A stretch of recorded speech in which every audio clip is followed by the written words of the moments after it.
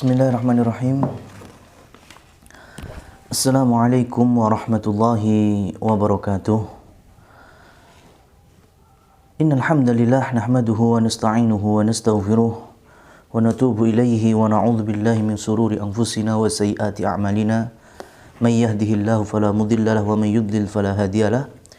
Asyhadu an la ilaha illallah wa asyhadu anna Muhammadan abduhu wa rasuluh. Amma ba'd.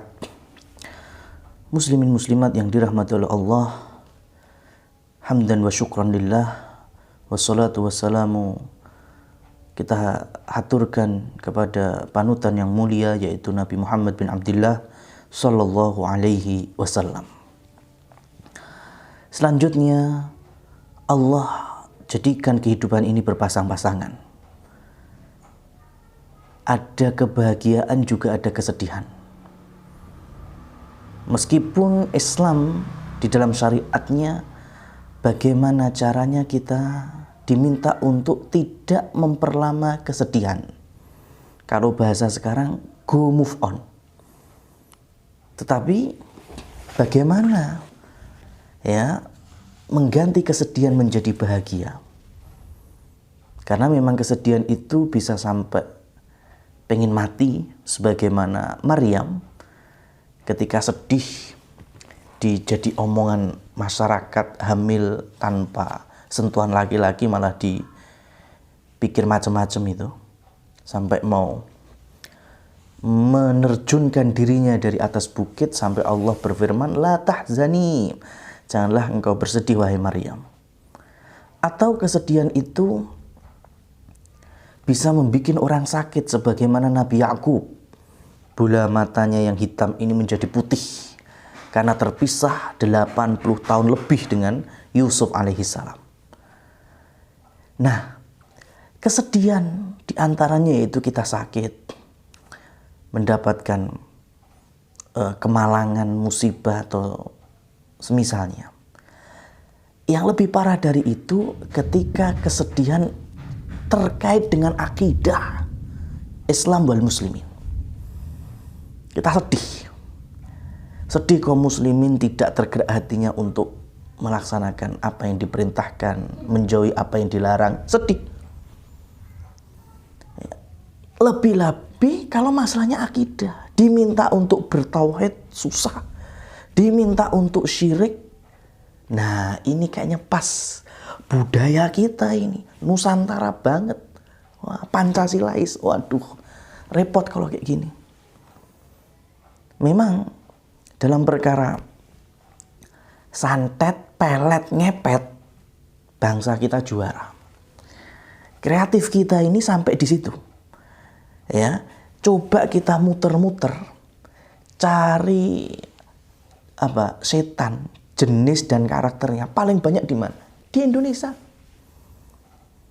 Mulai dari pocong, kuntilanak, gendruwo, wewe gumbel, macam-macam. Itu yang dikenal sekarang. Ya. Zaman dulu masih ada. Zaman mungkin bapak-bapak kita, kakek-kakek kita ada Banaspati. Ada Lor Ketamplek. Kemudian juga ada Kumbolo Geni, macam-macam. Banyak. Oleh karena itu setan-setan, baik itu dari kalangan manusia ataupun jin, yang bisa merusak akidah dan tauhid kita selaku muslim dan muslimah, itu layak untuk kita bersedih darinya. Oleh karena itu, dari kajian hari ini, insya Allah kita akan bahas satu ayat aja sebetulnya, dari surat Al-Jin ayat ke-6. Tetapi nanti mungkin kita akan sampaikan turunannya dan aplikasi di lapangan, apakah kaum muslimin seperti yang ada saat ini. Qala Allah Ta'ala, Allah Subhanahu wa Ta'ala berfirman, wa annahu kana rijalun minal insi ya'uduna birijalin minal jinni fazaduhum rahaqa. Wa annahu kana rijalun minal insi, jadi ada sekelompok manusia ya'uduna, mereka minta tolong, meminta perlindungan dengan bangsa jin. Nah ini kan, Unik memang. Ya. Maka ayat ini tolong diperhatikan dengan baik-baik. Karena salah seorang sahabat yang mulia, putra Abu Jahal itu, Ikrimah,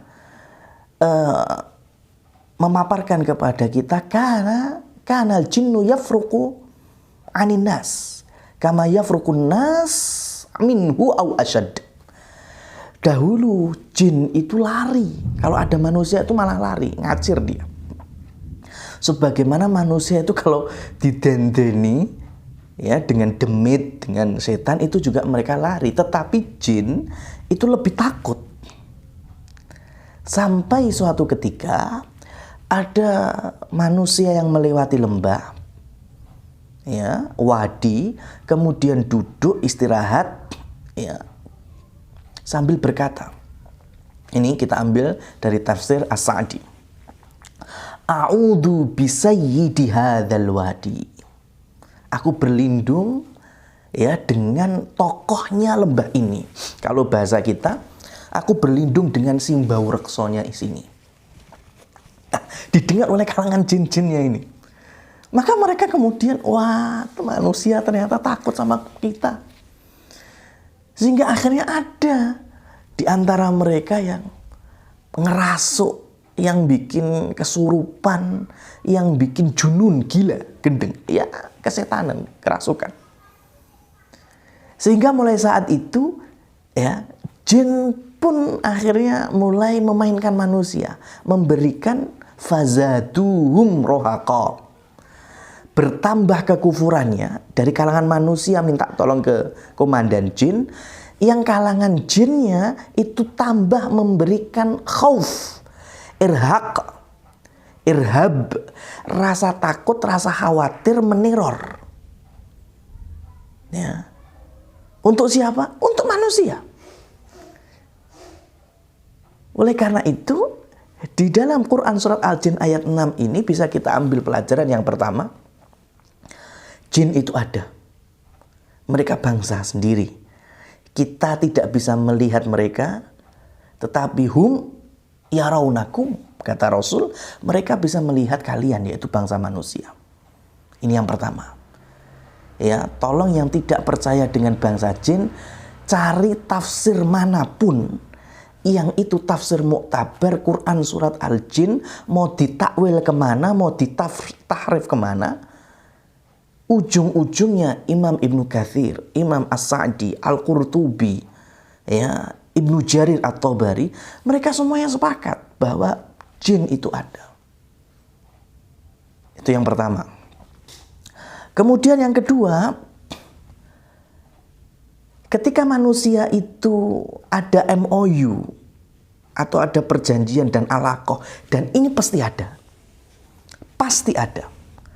Ya, jadi ketika ada hubungan antara manusia dengan jin, maka disitulah letak mafsadat atau kerusakan.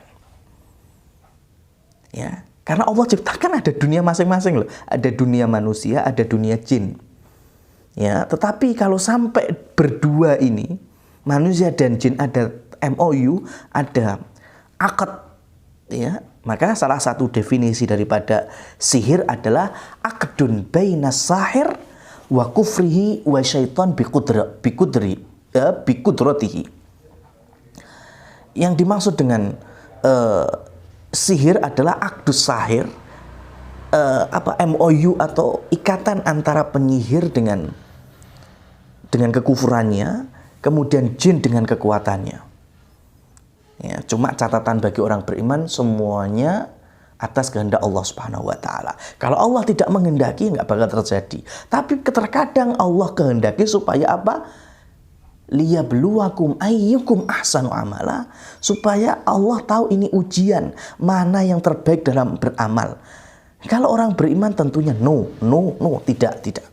Kita tak mau dekat-dekat dengan urusan jin, kita tidak mau menikahi jin, bahkan sampai ada yang membeli atau menjual jin muslim, macam-macam. Ya, maka ini mesti merusak agama. Ketika ada kaitannya manusia dengan jin, coba nggak bakal lepas dari pertama. Ya, pertama pengen bisnis kotornya lancar, yang pelacur biar cepet dapat pelanggan, punya banyak pelanggan, yang jualan narkoba, miras, macam-macam obatan terlarang biar laris, ya, yang napi biar cepet kalau bisa lolos dari penjara, macam-macam. Intinya semuanya adalah keburukan, ya, intinya keburukan. Nah, oleh karena itu kita akan bahas nantinya orang-orang yang ada MOU dengan jin, ataupun jin tahu bahwa orang-orang ini cocok untuk diberikan tadi fazaduhum rohaqa. Siapa mereka? Yang pertama jelas orang-orang yang di saat ini dikenal punya kelebihan, padahal aslinya itulah kekurangan. Siapa mereka? Orang indigo, punya indera keenam, apalagi istilahnya itu, ya, bisa ngeramal. Lah terus bagaimana kedudukan dari kul, ya? Katakan, siapa yang tahu? Ya, la ya'lamu ma fis samawati wal ard illallah. Tidak ada yang mengetahui apa yang ada di bumi, apa yang di langit kecuali Allah Subhanahu wa taala. Ya. Nah, kemudian itu memang kelebihan.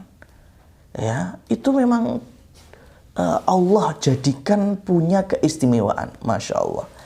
Orang indigo itu jangankan di zaman kita, nggak gumun. Di zaman Nabi Muhammad SAW selepas hijrah di Madinah, ada orang Yahudi bernama Ibnu Sayyad, atau dalam riwayat yang lain Ibnu Sa'id. Ada di dalam Musnad Imam Ahmad, ada di dalam Sahih Muslim. Ibnu Sa'id itu masih bocah, tapi viral saat itu. Karena bisa ngeramal, kemudian bisa baca pikiran manusia, kemudian tebak-tebakannya banyak benernya. Maka suatu ketika Rasulullah SAW ketemu dengan Ibnu Sayyad ini, kemudian bertanya, "Madza tara?" Apa yang kamu lihat sekarang? Maka bocah ini menjawab, "Inni ara arsyan 'alal ma'." Ya, wa haulaha hayyat. Aku melihat ada singgasana istana di atas air, dan sekelilingnya itu ular-ular besar. Maka Rasulullah langsung bersabda, "Dzaka arsyu iblis." Itu singgasana iblis, enyahlah engkau. Sesungguhnya engkau tidak akan pernah mampu mengungguli takdir Allah Subhanahu wa taala. Diusir oleh Rasul sallallahu alaihi wasallam. Ini kalau di zaman kita, ya, di zaman kita siapa? Anak indigo. Ya, yang harusnya itu, ini punya orang punya karomah dari mana? Ya, jangan kita mudah-mudahan menyematkan karomah, keistimewaan. Kun taliban listiqamah wala takun taliban lil karomah. Kita ini diminta untuk mengejar istiqomah, bukan ngejar karomah. Ya, karomah itu memang ada, kita yakini. Untuk siapa? Orang-orang yang beriman. Wa amilus sholihah. Dan orang-orang beramal. Beriman, beramal soleh. Bagaimana bisa mengklaim tahu hal gaib kalau orang itu beriman? Orang beriman lah. Yang tahu gaib hanya Allah Subhanahu wa taala. Malaikat Jibril nggak tahu, Nabi Muhammad nggak tahu, apalagi kita. Ini tauhid. Ini harus dipegang erat. Tapi ada seperti itu, ada. Lah kok bisa? Pertama, bisa jadi korinnya itu hiperaktif. Ya, karena setiap orang pasti punya korin. Korinnya hiperaktif, sehingga sering menampakkan diri, sering memang istilahnya goda, ya, membisikkan sesuatu. Atau yang lebih parah ini tadi, karena sebelumnya kakeknya, bapaknya, orang-orang simbah keberapanya dari nasab itu memang ada MOU dengan jin, ya, sehingga turun temurun. Ini repotnya. Dan itu yang terjadi di zaman Rasulullah SAW di Madinah. Seperti hanya Ibnu Sayyad, ini memang karena kakek-kakeknya dulu penyihir. Maka sekali lagi bukan keistimewaan. Kalau sampai ada orang baru diajak masuk suatu kampung atau suatu ruangan, ini dulu pernah buat bunuh diri, ya, rohnya gentayangan.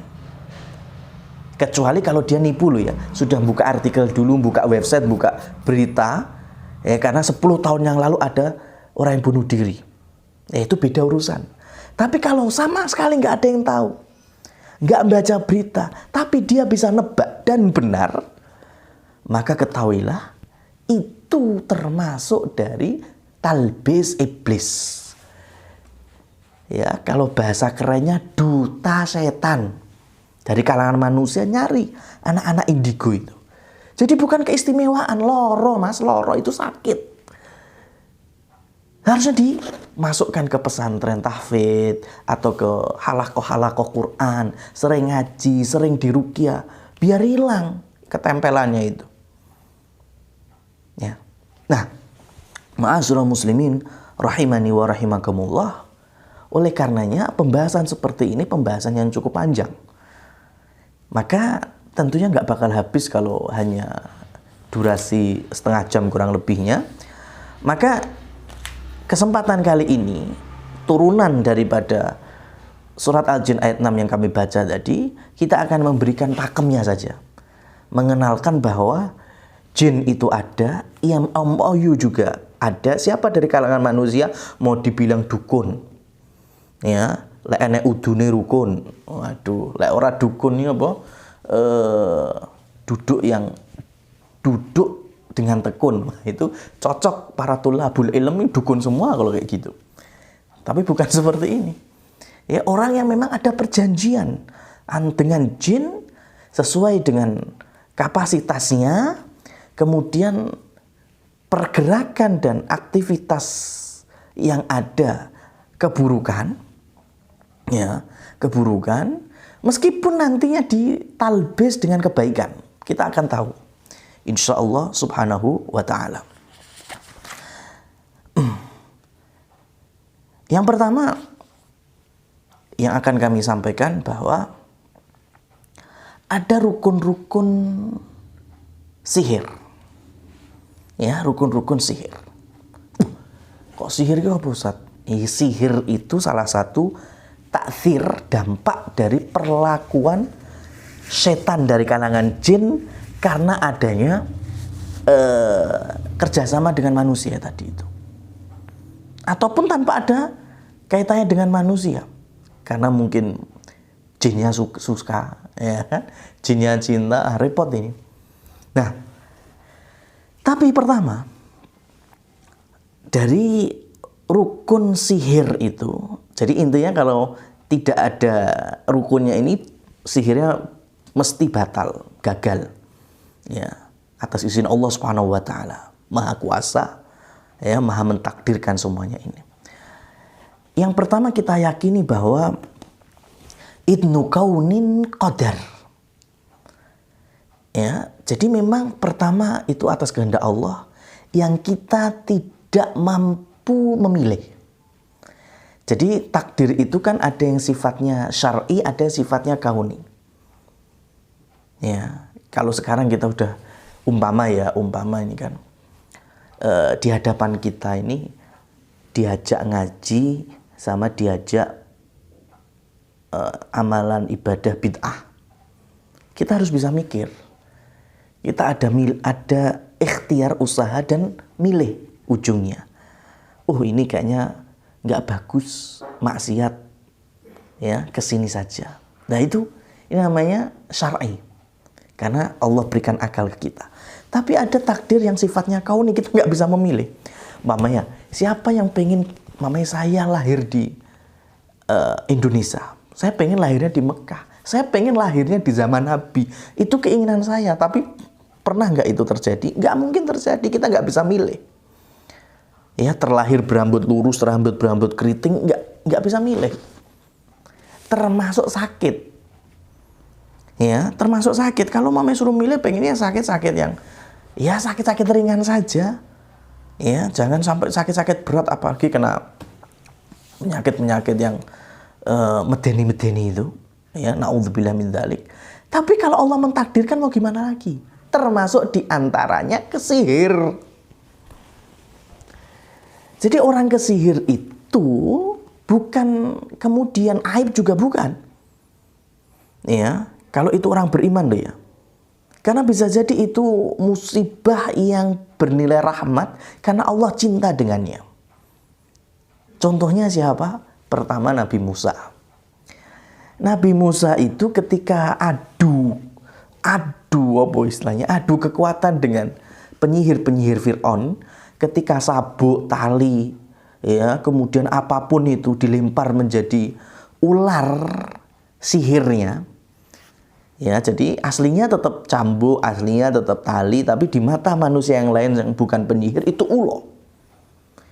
Itu kan Nabi Musa pun melihat kalau itu ular, annahu tas'a. Ya, ular itu meliuk-liuk, ngawos-ngawos, wus-wus gitu kan.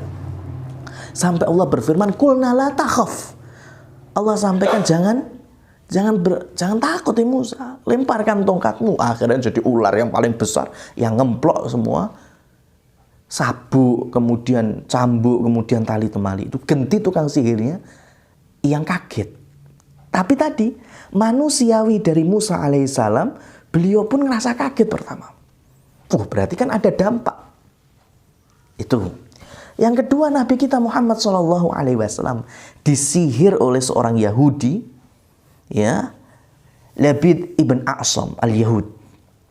Itu menyihir sampai nanti datang Jibril meruqyah, menurunkan surat Qul a'udzu birabbil falaq, Qul a'udzu birabbin nas. Nabi Muhammad kesihir, kurang soleh apa? Ini membuktikan bahwa sihir itu atau penyakit, ya, yang ada dampak dari jin, ya, setan, ya, itu nggak bisa kita milih. Adanya kita berikhtiar selanjutnya, kita dekat kepada Allah, kita dekat dengan Qur'annya, ya, kemudian bertawasul dengan asma dan sifatnya dan seterusnya.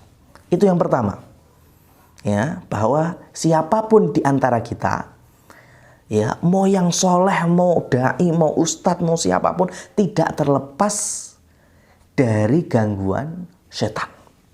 Makanya 24 jam nonstop kita diminta untuk berdoa. Ada doa-doa setiap yang kita akan kerjakan.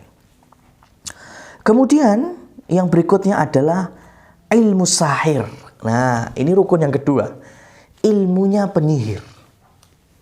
Waduh, ini ilmunya penyihir. Ilmunya penyihir itu ada beberapa macam. Ya. Mau ini orang Indonesia, orang Amerika, orang kutub, orang macam-macam, mau yang kulit hitam, kulit putih, dari dataran tinggi, dataran rendah, ini tidak akan keluar banyak dari konsep ini. Ilmu sihir yang pertama yaitu tanjim awin nujum. Ilmu nujum perbintangan. Ya, tapi bedakan loh ya, ada ilmu nujum tashir, ada ilmu nujum ta'thir. Kalau tashir itu astronomi, ya, perakiraan itu. Jadi mamanya mengecek kalau sudah awan gelap, kemudian angin mobat mabit, ini perkiraannya mau hujan. Ini namanya astronomi. Ya, rasi bintang ini mengarah ke utara, rasi bintang ini mengarah ke selatan, itu namanya astronomi. Ini masih diperbolehkan. Tetapi kalau yang takfir, dari semua bintang-bintang ini akhirnya ada dampaknya dalam kehidupan. Dari masalah cinta, masalah harta, macam-macam, untung rugi ada. Itu termasuk ilmu nujum yang mengarah kepada kesyirikan. Ya. Contohnya apa? Zodiak. Ya, contohnya apa? Primbon. Contohnya apa lagi yang semisalnya. Maka orang-orang yang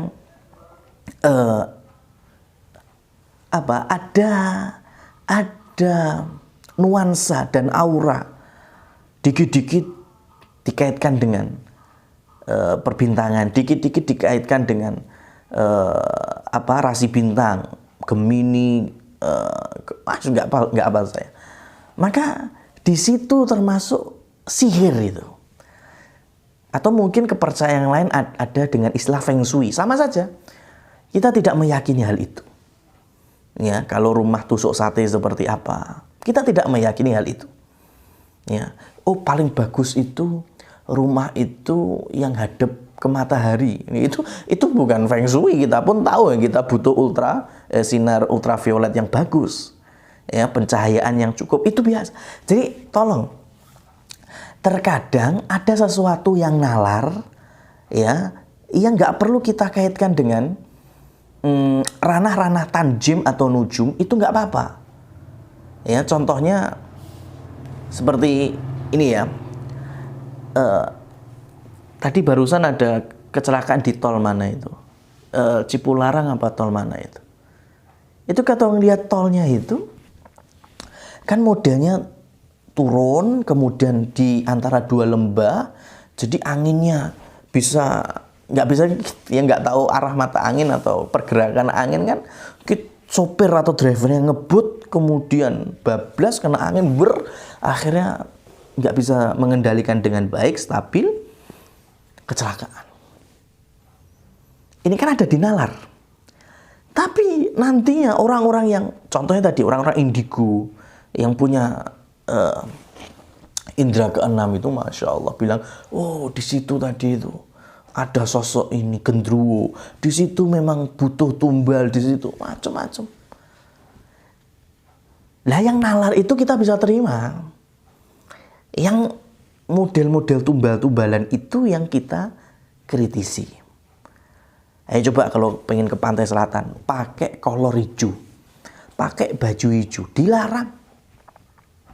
Ya, dilarang. Kenapa?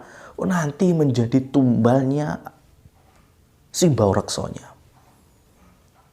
Padahal kan nalarnya, karena kalau kita pakai warna hijau, kayak celana hijau contohnya, ya wallah alam katanya sih warna hijau kalau ketemu air itu nyaru, bersatu. Sehingga kalaupun nanti ada apa-apa susah untuk ditebak. Sehingga kalau kegulung ombak atau mungkin tir, itu susah nyarinya. Itu nalar. Makanya coba sekarang, ada nggak kira-kira dari busananya medis itu yang warna hijau untuk operasi itu? Karena kan katanya sih biar ketika dokter itu melihat darah, biar nggak capek matanya, pindah ke yang hijau untuk menetralkan. Coba ada mitosnya apa enggak? Rata-rata nggak ada. Kenapa? Karena alhamdulillah para medis itu akalnya jalan. Mereka nggak nangkep hal-hal mitos, khurafat tuh nggak nangkep. Tapi kalau orang umum, orang awam, wah, laris manis. Ya, laris manis. Kemudian juga yang berikutnya ada ilmu ta'thir. Ini karena waktunya mepet, sekaligus aufak. Nah, ini. Ya, aufak ataupun ilmu ta'thir. Nah, apa yang dimaksud dengan aufak dan ilmu ta'thir? Ini memang model keilmuan para penyihir yang dikaitkan dengan angka-angka. Masya Allah, ya, angka-angka. Ini mohon maaf ya. Ini angka yang kita tadi sebutkan ini semuanya yang berbau ilmu putih loh nih. Ilmu hitam, waduh, bisa lebih ngeri lagi. Yang jari ini ilmu putih ini kita sebutkan. Coba sekarang wifik, aufak. Ya, ada kitabul aufak, bahkan kitab wifik bilangnya itu yang mengarang Imam Ghazali. Dusta, bohong. Imam Ghazali nggak pernah ngarang kitab-kitab khurafat, kitab-kitab klinik, nggak. Ya, jadi di kitab seperti hanya kitab-kitab ta'thir itu, model-model angka ini kami sebutkan ya. Ini biasanya jadi pegangan tanda kutip kiai berkaromah tadi, ya, pesantren-pesantren yang diajarkan di sana kitab-kitab ini diantaranya ya, diantaranya kitab Sirrul Asror, kemudian ada Syamsul Ma'arif, kemudian ada kitab Mamba'u Usulil Hikmah. Ini pengarangnya Al-Buni. Al-Buni memang orang yang mendeklarasikan dan orang yang mengkampanyekan betul-betul kesyirikan ditalbis dengan agama. Ya. Jadi apa tadi? Kitab Mamba Usulul Hikmah. Ini bahasa Arab semuanya loh. Jadi jangan lihat ketika kitab itu berbahasa Arab warnanya kuning, ya, kalau di Indonesia dijual itu semuanya kitab bener, enggak. Ada Samsul Ma'arif, ada Sirul Asrar. Bahkan yang paling keren itu, ya, Majmu'atus Syifa fil Islam. Ensiklopedia pengobatan dalam Islam. Padahal itu isinya Masya Allah, haula wala quwata illa billah, dikenal dengan mujarobat. Ya, mujarobat. Itu kalau kita buka, kita tidak, ayo kita bersujud ke pohon, ke gunung, enggak. Kita diminta kemana? Kita diminta membuka Asmaul Husna. Suruh baca ya Latif, tetapi ribuan kali, ya, atau yal afu. Ya itu nanti di kitab itu dijelaskan. Oh, kitab ini tuh loh ngajarkan bagaimana dapat tuyul, ya, kemudian bagaimana membuat raja dengan Asmaul Husna, ada semuanya. Ya, makanya hati-hati ketika milih ketokohan, milih orang. Ya, ini diajarkan itu ya Latif nanti yang muncul seperti halnya kalau ya Afu itu nanti ada khodamnya muncul Hudyail. Nanti kalau ya Latif Mikhail, bukan malaikat Mikael loh ya. Ini khodam, ini dari bangsa jin ya datang. Tetapi pemburu ilmu putih ini dikenalkan itu malaikat. Mikhail itu malaikat, Hudyail itu malaikat, dan ini saya yakin dengan izin Allah, ya, inilah yang kemudian diyakini mak-mak dari Pasuruan itu, ya, yang bilang berani lihat malaikat, ya, bisa manggil Rasulullah, ya seperti ini, karena emang ditalbiskan ketika ya Latif, yal afu datang itu setan dari kalangan jinnya itu, khodamnya. Bahkan dulu ada risalah yang sempat muncul itu jual beli tuyul syar'i, Masya Allah, jual beli tuyul syar'i. Untuk apa? Untuk mencuri maling-maling rumahnya koruptor, ya, kemudian rumahnya orang-orang kaya yang nggak berberi kemanusiaan. Itu, Masya Allah, ini benar nggak nih? Meskipun tujuannya itu dari tujuan ya kadang salah. Tujuan benar pun kalau wasilahnya salah, tetap salah. Jadi diajarkan wirid diajarkan. Kalau pengen apa, kepala pusing atau susah BAB, nanti membaca potongan Asmaul Husna apa, potongan surat apa, berapa ratus kali. Ya, tapi nanti ditalbis, itu semua ditalbis. Ketika ada wirid, ada zikir yang tidak dibatasi oleh Rasulullah, bacaannya seperti hanya kita subhanallah, alhamdulillah, Allah akbar 33 kali, itu ada bacaannya. La ilaha illallah wahdahu la syarikalah, sehari semalam 24 jam 100 kali, itu ada terbilang, maka kita lakukan. Tapi sejak kapan Rasul mengajarkan ya Latif ribuan kali, ya Afu ribuan kali, macam-macam. Bahkan ada yang di salah satu kitab mujarobat itu solusinya dengan kita wirid sebanyak berapa ratus kali, 120 kali atau sambil ngopi. Masya Allah. Semenjak kapan Rasul itu ngajarkan wirid sambil ngopi berapa? Aduh, repot ini. Ini semuanya bikinan dari jin tadi, ya'udzuuna birijalim minal jinni fazaduhum rahaqa. Itu ya yang menjadi catatan. Kemudian yang berikutnya, oh ya, ada yang kelupaan. Wirid yang biasa saja kita lakukan terkadang luput. Ya, masuk toilet kadang lupa doa, ya enggak. Padahal disitulah paling pertama itu. Ya, ketika buka baju, buka celana, ketika kita sudah menyebutkan Allahumma inni a'udzubika minal khubusi wal khaba'is, ada penghalang antara jin dengan kita, selamat. Tapi kalau kita lupa doa, ternyata jinnya wow, ya kan, lihat aurat itu akhirnya jinnya nemplek karena seneng, repot kita. Itu saja kita terkadang luput. Lah kenapa kita ngurusi wirid-wirid yang nggak jelas? Nah, kemudian nantinya wifik itu seperti raja-raja, itu dibikin. Ada model berapa diagram itu. Biasanya kalau bentuknya segitiga atau kolomnya tiga-tiga itu untuk mahabbah. Ini pelet pengasihan, santet untuk cinta asmara, mantep katanya. Ya. Kemudian kalau untuk kekuasaan, ya harta, itu biasanya yang diagonal atau kolomnya ada 4. Ini ada semua yang ada di kitab-kitab itu tadi. Ya, itu tadi kiai ataupun dalam tanda kutip dukun putih yang sudah MOU dengan jin. Ya terkadang memang mungkin ini contohnya mungkin ada orang dukun paranormal bilangnya, padahal aslinya abnormal. Ada orang punya ayam cemani. Ya, ayam cemani. Kemudian bilang ke Mbah dukunnya, Mbah saya punya ayam yang unik, warnanya hitam aneh. Coba nanti orang yang pengen jadi dukun seperti Anda atau lagi menjadi pasien Anda, lariskan. Oke, siap. Ini namanya dukun, lah enak udune rukun. Akhirnya ketika ada pasien datang, Mbah, saya lagi susah ini, saya lagi terlilit utang, bagaimana? Oh gini nak, kamu cari ayam yang unik, warna hitam semua, gini.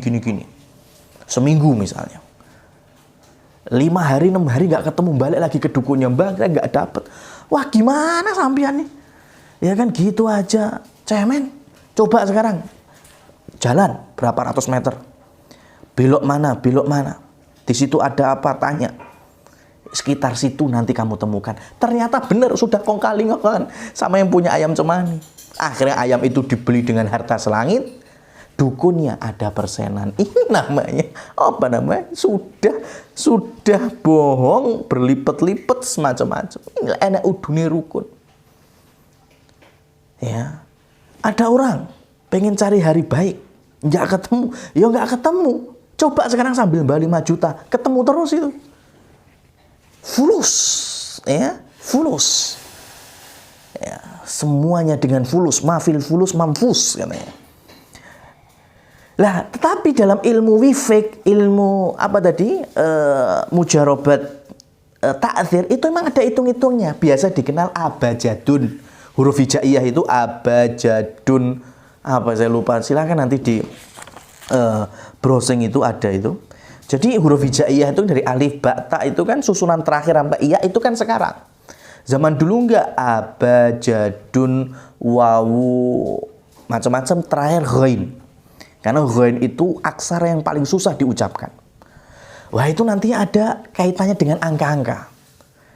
Maka dukun-dukun zaman dulu, dukun-dukun putih itu bisa memprediksi anakmu sing jeneng Ibrahim, jeneng Ismail, kowe umure ora dawa. Qadarullah, Allah mentakdirkan memang mati kemudian. Akhirnya dukun ini terkenal. Wah, ini sakti itu. Ya tahu sebelum perkara, Masya Allah. Karena memang ada otak-atiknya. Sampai urusan pilpres, lurah, camat, itu kalau datang kepada kiai dukun putih itu tadi, sama. Hitungannya kayak gitu. Pakai abajadun. Ya, itu tadi di otak-atik, oh iki 1 tambah 3 tambah 15, oh iki kok dadi. Iki enggak. Ya Allah berikan ujian kepada manusia sampai segitunya. Ya, itu.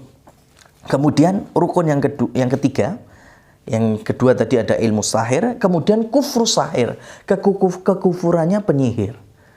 Sudah, kalau kekufuran penyihir, kalau dukun putih ya sholat sambil junub. Ya, kemudian tadi ya latif, tapi ditambah ya apa di sana. Kemudian wudhu dengan khamar, wudhu dengan air kencing, macam-macam. Tambah kufur, tambah mantep. Itu slogannya. Yang terakhir adalah qudrah syaitan, kekuatan syaitan. Kita tahu syaitan Allah berikan kelebihan, itu ada yang suratul harakah, cepat pergerakannya, kilat. Ya, seperti hanya ifritnya zaman Nabi Sulaiman. Ada bihamlil asya, ada yang bisa membawa sesuatu, membawa paku kawat dimasukkan neng wetenge wong, ya, di tangannya manusia. Ada emang keahliannya seperti itu. Tapi satu, mesti ada elemen yang lain, yaitu bukhul. Kita nggak bisa sampaikan sekarang. Kemudian juga yusahhir wa yukabbir. Setan itu juga bisa membesar, bisa mengecil. Ya, jadi memang dengan keistimewaan yang Allah berikan dari kalangan jin itu memang bisa. Kalau untuk membawa sesuatu secepat kilat memang bisa. Disuruh masukkan sesuatu ya memang bisa. Tapi semuanya itu tentunya dengan Allah, dengan izin Allah. Makanya kita senantiasa berdoa, Bismillahilladzi la yadurru ma'asmi syai'un fil ardi wala fis sama. Kita diminta setiap habis sholat membaca ayat kursi, Allahu la ilaha illa huwal hayyul qayyum, dan seterusnya. Ini semuanya adalah bentuk wiqayah, bentuk benteng perisai kita supaya dijauhkan dari langkah-langkahnya, godaannya, kemudian karakter-karakter kerusakannya dan seterusnya. Wallahu a'lam bishawab. Semoga ini bisa menambah keimanan dalam tauhid, wawasan keislaman juga. Kalaupun ada yang kurang jelasnya mungkin bisa ditanyakan di sesi pertanyaan. Aqulu qouli hadza fa subhanakallahumma wa bihamdika asyhadu an la ilaha illa anta astaghfiruka wa atubu ilaik. Wassalamualaikum warahmatullahi wabarakatuh.